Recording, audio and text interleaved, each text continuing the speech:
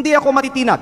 Kaya po ako ay nananawagan na imbestigahan ang connection ni Garjola kay Recto, lalo na ngayong executive secretary na siya, at suriin ni Pangulong Marcos kung natutulungan ni Recto si Garjola mula sa loob ng Malacanang. Nako po, matindi mga kababayan po natin. Yung mga revelasyon ni Congressman Liveste. Pantakin mo ha, na bulgar na itong si Ralph Recto, Belma Santos at Pamilya Recto ay pinunduhan pala ng isang congressman. Bilyon-bilyon. Kaya ang sabi nga ni Congressman Liveste, ano po ang kapalit ng pondo na ibinigay sa kanila. Pati yung pagiging operator po nila ng STL ay binulgar din ni Congressman Liveste. Kaya matindi po yung ating pag-uusapan ngayon. At alam niyo po mga kababayan, talagang obvious na pinagtatakpan din ng Kongreso itong si Ralph Recto. Dahil mantakin nyo ha, pagkatapos po ng plenary speech ni Congressman Liveste, abay pinabura agad on the record ang lahat po ng kanyang sinasabi. O, asa ka pa. So, ibig sabihin, mga kababayan, burado lahat ang privilege speech ni Congressman Liveste. Pero okay lang, dahil mayroon naman tayong record, mga kababayan. At syempre, nagpalabas po ng iba't ibang I rise to the point of personal and collective privilege. Mga kababayan natin, si Congressman Leandro Liveste patungkol sa mga denial na ginagawa po ni Garjola at the same time ni Executive Secretary Ralph Recto. Pero bago tayo tumungo doon sa mga picture litrato, okay, pakinggan muna natin ang burado na plenary speech ni Congressman Liveste. And alam nyo, sumagot din yung anak ni Ralph Recto na mukhang bayot. Mukhang bayot po, mga kabayan. I rise to the point of personal and collective privilege matapos ako tawagin ni Executive Ralph Recto na baliw. Kung baliw man ako, at least hindi ako magnanakaw. Agoy. Di ba? Kung baliw man ako, at least hindi magnanakaw. Sakit nun ha. Tila affected si Recto sa mga post ko tungkol sa kanya at si Congressman Edwin Garjola. At mabuti kung magpaliwanag na lang siya tungkol dito. May kinakalat din siya sa social media na ako daw ay may utang sa DOE na 24 billion pesos. Ito po ay walang basihan at inimbento lamang upang tangkang pahinain ang mga binubunyag ko tungkol sa korupsyon sa ating gobyerno. At mas marami pa ang aking sasabihin sa ibang pagkakataon. Nagsimula lang itong mga atake sa akin nang sinimulan kong imbestigahan ang DPWH sa Batangas at ang mga kumpanyang konektado kay Congressman Edwin Garjola at naging Executive Secretary si Ralph Recto. Marami rin ang nagsabi na ang pagbunyag ko nito ay hindi aking kapaki-pakinabang. Ngunit hindi ito para sa sarili ko, ito ay bahagi ng aking tungkulin bilang mambabatas at kinatawan ng unang distrito ng Batangas. At hindi ako matitinag. Kaya po ako ay nananawagan na imbestigahan ang connection ni Garjola kay Recto, lalo na ngayong executive secretary na siya, at suriin ni Pangulong Marcos kung natutulungan ni Recto si Garjola mula sa loob ng Malacanang. Dahil limitado ang oras ngayon, ilahad ko ang iba ko pang nalalaman tungkol sa mga koneksyon ni Garjola at Recto sa iba pang mga araw. Sisimulan ko lang ngayon sa isang punto. Grabe no, parang series din pala ito mga kababayan po natin. Kaya lalong kabahan at lalong magpapanik talaga ngayon ang Kongreso at itong Executive Secretary Ralph Recto. Pero kahapon, pinatayan niya ng microphone itong si Congressman Leandro Liveste. So ngayon, hindi nila kayang patayan dahil maki-question po kung patayan nila ng microphone. Ayon sa aking tansya at pananiliksik, mahigit 1 billion pesos ang ginastos ni Congressman Edwin Garjola para kay Vilma Santos Recto at Lucky Manzano sa iba pa nilang mga kandidato at sa sarili niya bilang first nominee ng CWS party list sa 2025 elections. Sa aking distrito, ang tansya ko ay 150 million. At ayon sa ibang mga politiko, gumastos sila ng 200 o 300 million sa kanilang distrito. Kaya sa 6 na distrito ng Batangas, sinasabi ng iba na aabot ng 2 bilyon ang ginastos ni Recto at Garjola. Lalo't mas malaki pa ang ginastos sa Lipa. Pero hindi po ko po bubuksan ang mga kinatawan ng Lipa sa aking pahayag na ito. Pero sabihin na lang natin na 1 billion pesos ang ginastos ni Recto at Garjola sa 2025 elections. Noong April 16, 2025 naman, inimbita ako ni Congressman Garjola na mag-dinner sa kanyang bahay sa Punta Fuego na Subo sa aking distrito kasama si Secretary Recto na makikita sa mga picture na ibinahagi ko sa Facebook para hingin aking tulong para kay Vilma at Lucky. Pagkatapos, umikot ako kasama si Kong Garjola at mga tauhan ng mga Recto sa iba't ibang bayan ng aking distrito upang i-endorse ko ang V. Lucky sa mga leaders ko. Pagkatapos ng mga meeting, nakatanggap ako ng reports na may ibinigay umano na cash para ikampanya si Vilma at Lucky na galing raw kay Congressman Garjola. Tila si Congressman Garjola ang gumagastos para sa kampanya ni V. Lucky. Batay sa aking mga nakita sa aking distrito at sa mga pagpupulong at materyales kung saan ang nakalagay ay Vilma Santos Recto, Lucky Manzano at CWS party list. Ang ibang mga politiko sa Batangas ay pwede ding testigo na si Garjola ang gumagastos para sa mga Recto. Kahit pagkatapos ng eleksyon, ibinahagi ko din sa Facebook ang picture ng meeting ni Gov. Vilma at Secretary Ralph sa mga mayors ng Batangas sa Tagaytay Highlands noong August 15 na ayon sa mga dumalo ay hosted by Congressman Garjola. Kung mali ang aking impormasyon, narito naman ang ibang mga kinatawan ng Batangas at pwede nilang sagutin ngayong araw na ito ang aking mga pahayag. O pwedeng magpatawag ang Kongreso ng pagdinig. At kung totoo na 1 billion pesos o mahigit pa ang ginastos ni Congressman Garjola para sa mga Recto sa nakaraang kampanya, ang susunod na tanong ay, bakit si Garjola gumastos ng mahigit 1 billion piso para sa mga Recto? Ito ba ay pagkakaibigan lang o may ginagawa ba si Ralph Recto as Cabinet Secretary of the Republic of the Philippines para makapaggastos ng ganito si Garjola? Sa aming dinner noong April 16, inalok ako ni Congressman Garjola na magpartner sa kanya at kay Secretary Recto sa pagnenegosyo sa DPWH sa aking distrito. Sa sistema raw na ginagawa nila noon pa sa Lipa at sa ibang mga bayan. Tukuyin ang mga lugar para sa mga road opening ng DPWH. Sabihan ko daw sila pag meron akong mga nakita para makasama sila sa bilihan ng lupa.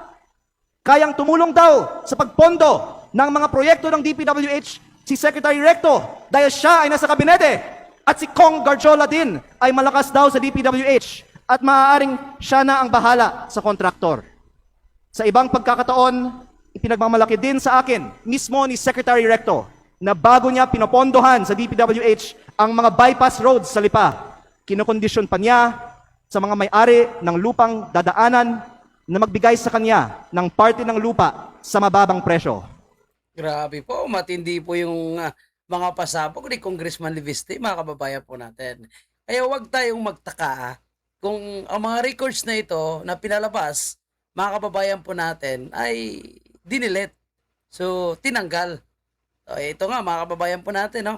Yung buong record daw po ng speech ni Congressman Liviste ay tinanggal ng House of Representatives. So, talagang pilit nila na pinagtatakpan. Siyempre, sumagot din yung anak ni Executive Secretary Ralph Recto, pero ang palusot nga ng anak ni Ralph Recto ay hindi daw totoo, mga kababayan natin.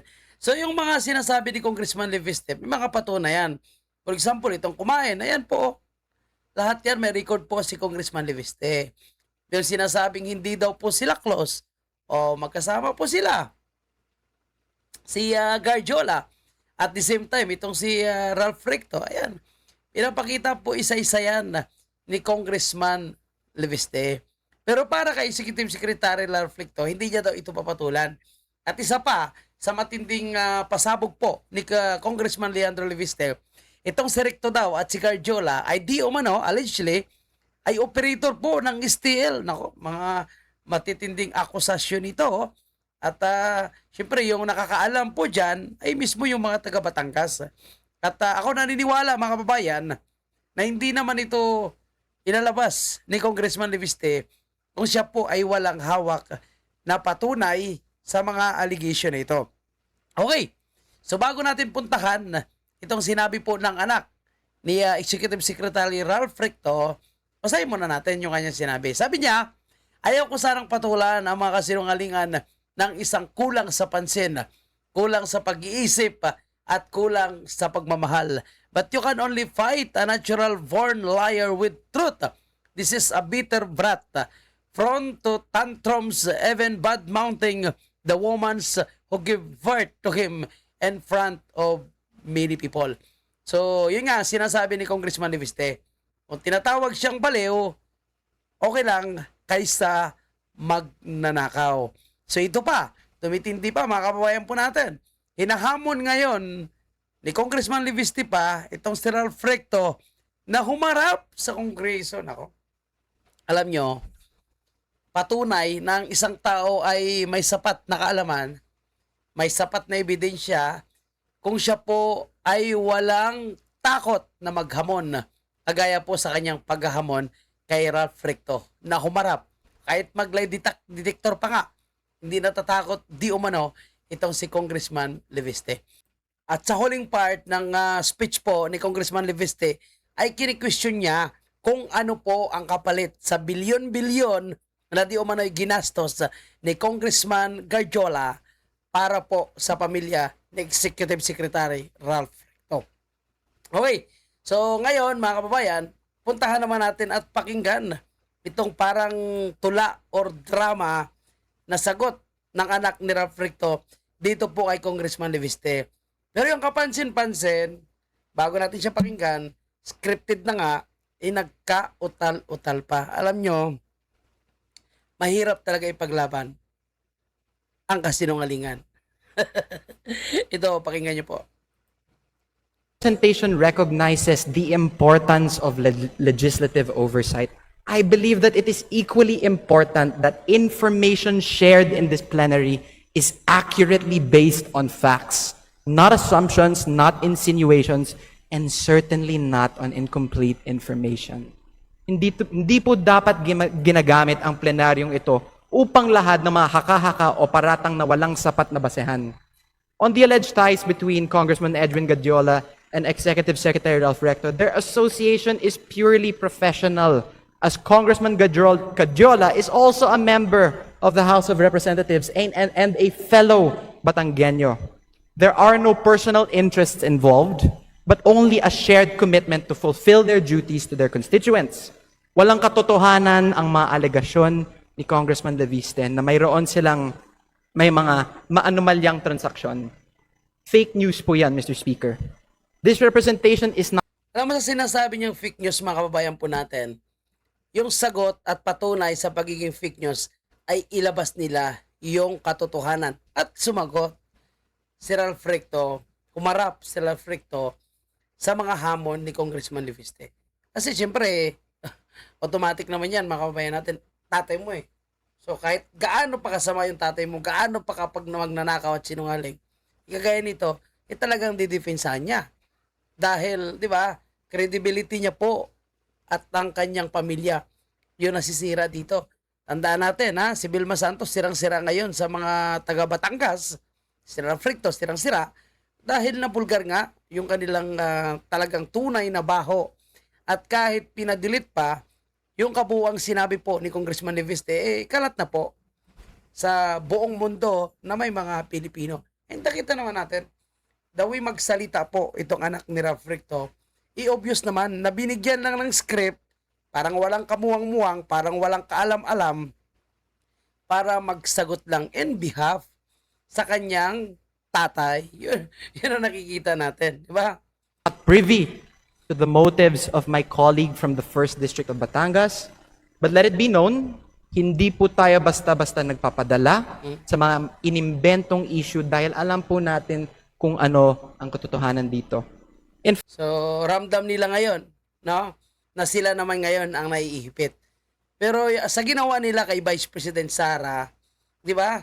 So, mas matindi yun kasi talagang 100% mga invento lang yung ginagawa kay Vice President Sara. Sa kanila, may hawak po na ebidensya si Congressman Liviste. Yan ang malupit ngayon kung paano nila malulusutan ito. Dahil talagang hindi titigil si Congressman Liviste. Nakikita ko may ebidensya sa Liviste. In fact, I will not stand idly by and let these so-called facts be presented as truth. Let it be a reminder that Executive Secretary Ralph Recto has served as congressman and senator for decades, representing Yun nga naging congressman, naging senador. Wala namang ginawa, puro pagnanakaw. not only Batangas, but also the broader interests of the Filipino. And same goes for Governor Vilma Santos Recto. Mr. Gago, naging attack dog na kanyang mga magulang. Speaker, and to all my colleagues here and to the general public, let us just focus on the facts and let us uphold the process. And most of all, let us keep our focus on our constituents and serve them with integrity. And on the subject of VAT, pagdebatehan po natin yan dito sa Kongreso. It is not the job of the executive, but our job as legislators, and we're always open for that. Thank you, Mr. Speaker. Mr. Speaker, may I respond? Sige. Ito, napakaganda. Yung response po ni Congressman Leviste. Kala nila kasi, no, mapapayuko nila. Pero grabe palaban po si Leviste. Saludo ako. Majority Leader. Mr. Speaker, may I respond? Mr. Speaker, I'd like to recognize the Congressman for the 1st District of Batangas, Thank you. Congressman Leandro Please Leviste. respond.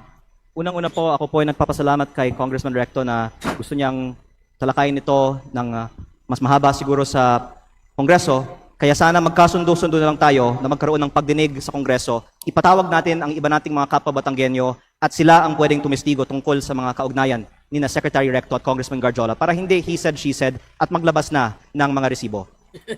O, di ba? Supalpal. Pangalawa, dagdagan ko din na hindi ko binanggit sa aking privilege speech kanina ang eleksyon sa Lipa, alang-alang sa aking kasamahan. Pero para may konteksto tayo sa talakayan nito, sinabi sa akin ng ibang mga politiko sa Lipa na ang di umano'y ginastos ni Congressman Garjola at ng mga rekto sa Lipa sa 2025 elections ay umabot pa ng 1 billion pesos kasama na ang napakataas na presyo para sa bilihan ng mga boto. Hindi ko po alam ang totoong nangyari. Pinaparating ko lang ang sinabi sa akin at medyo mataas ang figure na natanggap ko. Baka naman 300, 400, 500 million pesos lang ang ginastos sa eleksyon ng Lipa.